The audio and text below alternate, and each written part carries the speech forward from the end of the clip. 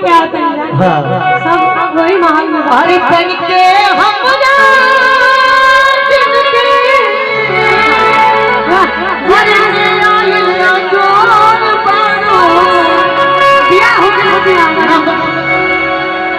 अरे सावन गोहर बारू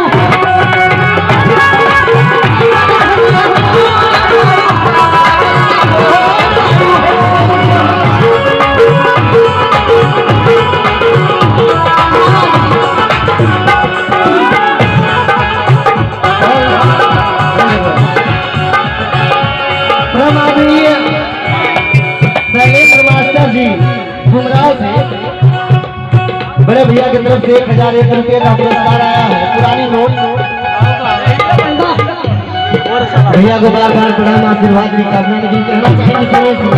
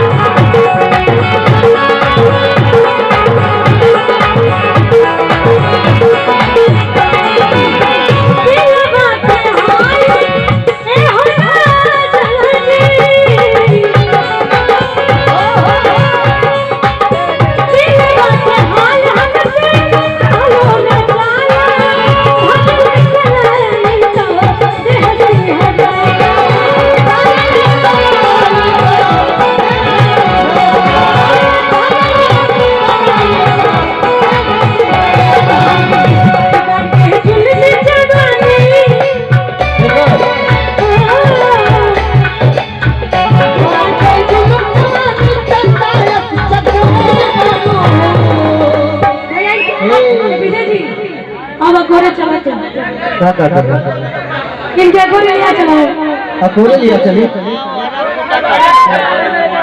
हाँ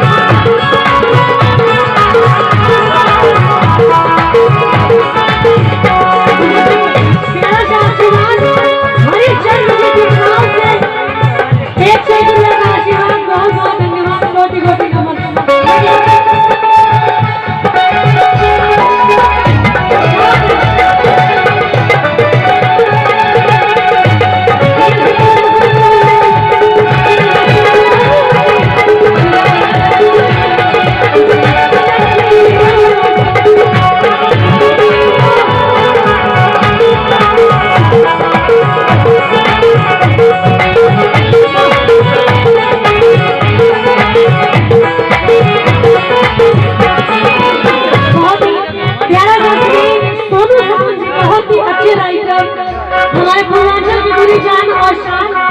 बहुत आप सभी का सपोर्ट, आप लोग गांव के लोग हैं और आपके दिल के बहुत करीब, बिल्कुल दिल के बहुत करीब आप लोग के भाई, आप लोगों के तो हर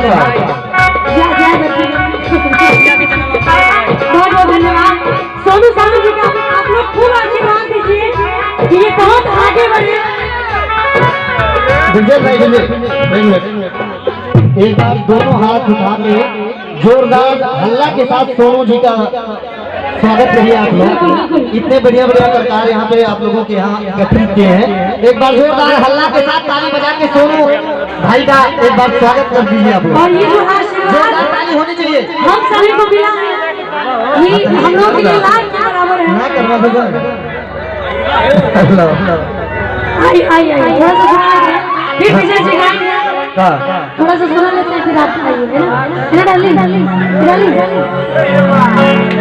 बहुत ही प्यारा आशीर्वाद।